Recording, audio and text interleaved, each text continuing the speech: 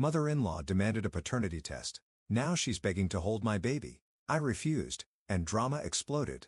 Rachel, a young woman with a warm smile and tired eyes, handed a steaming cup of coffee to Mr. Jenkins, the mailman who always had a story to share. She listened with half an ear, her mind preoccupied with the bundle of joy that had recently entered her life. Rachel's thoughts were a whirlwind of love and anxiety, a cocktail that had become all too familiar in the past few weeks.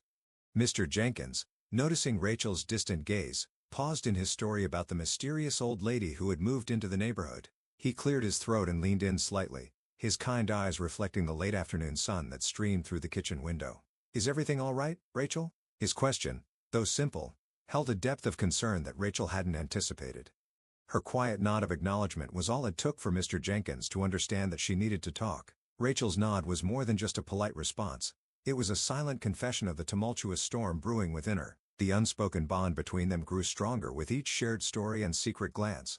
Mr. Jenkins had a way of making her feel seen, even when she didn't have the words to express what was happening in her life. The baby cooed from the other room, a sweet sound that seemed to echo the love Rachel felt in her heart. But there was a shadow cast upon it all. The hurtful words of her mother-in-law, the doubt she had sown like seeds of discord. Rachel knew that sharing this burden with Mr. Jenkins would mean opening up about her deepest fears and insecurities. Yet, there was something about his gentle presence that made her feel safe, as if the walls of her house were the only bastion she had left against the world's cruelty. As Rachel began to recount the events that led to her current predicament, Mr. Jenkins' expression grew serious. He knew better than to interrupt, allowing her to speak her truth without judgment. The weight of her words filled the room, the tension palpable as Rachel spoke of her mother-in-law's betrayal. But it was her voice, steady yet trembling with emotion, that told the real story, a tale of a woman fiercely protecting her family from the jaws of doubt and spite. The silence that followed was pregnant with understanding, a rare commodity in Rachel's current circumstances. Mr. Jenkins took a sip of his coffee, his eyes never leaving hers. Rachel felt a flicker of hope in the face of the chaos, knowing that she wasn't alone in this battle for her family's peace. The bond between them grew stronger with each shared secret, hinting at a friendship that could very well change the course of their lives. The next few moments were filled with a quiet determination as Rachel gathered her thoughts and Mr. Jenkins offered his support.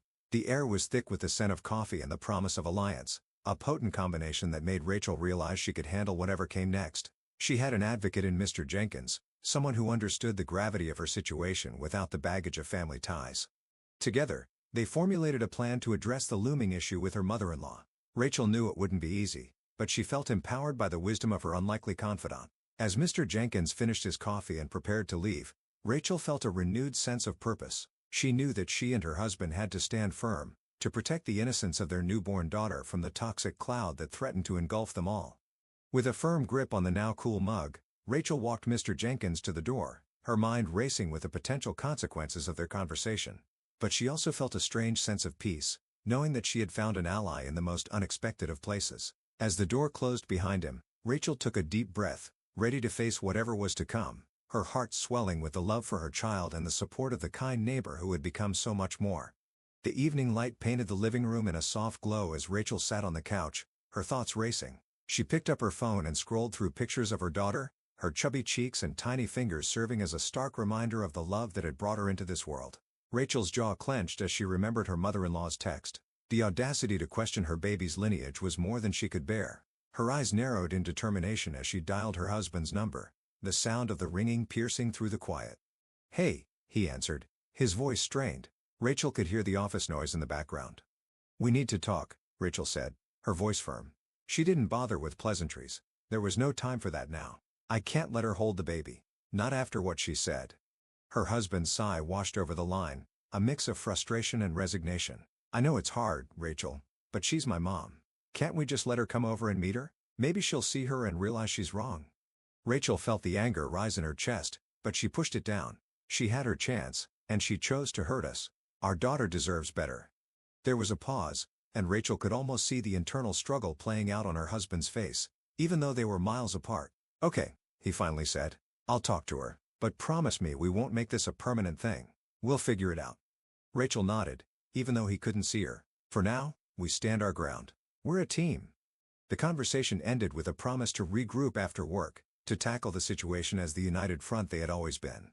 Rachel hung up, her hand shaking slightly. The battle lines had been drawn, and she knew that the confrontation ahead would be difficult, but she also knew that she had the strength to fight for what was right. As Rachel rocked her baby to sleep, the gentle rhythm lulling them both into a peaceful state, she thought of Mr. Jenkins' words. She had to be the bigger person, not just for herself, but for her husband and their daughter. But she also knew that being the bigger person didn't mean allowing someone to disrespect her family. The doorbell rang, jolting Rachel back to reality. She took a deep breath, the warm scent of baby powder and milk surrounding her. She walked to the door, the light from the hallway casting a warm glow into the darkening street. Standing on the porch, Rachel's mother-in-law waited, a forced smile on her face and a bouquet of flowers in her hands. Rachel's stomach churned, but she steeled herself. Tonight, she would stand firm, her love for her baby a fortress against the storm of accusations. The door creaked open, and Rachel stepped forward, ready to protect her family with every fiber of her being. But as she took in her mother-in-law's hopeful yet wary expression, Rachel's resolve wavered. Was it fair to deny this woman a chance to know her granddaughter over a hurtful text? Rachel's hand hovered over the doorknob, her mind racing with the words she had rehearsed so many times.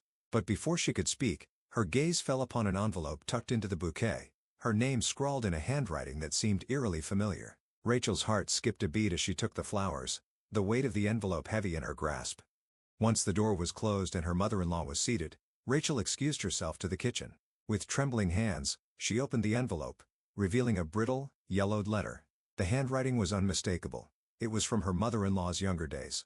Rachel's eyes widened as she read the heart-wrenching words, a tale of love, betrayal, and a child lost to adoption. The letter spoke of a time when her mother-in-law had faced the same accusations she had thrown at Rachel, the same doubt that had tainted her own motherhood. Rachel felt a pang of empathy, realizing that the woman before her had been through a similar ordeal.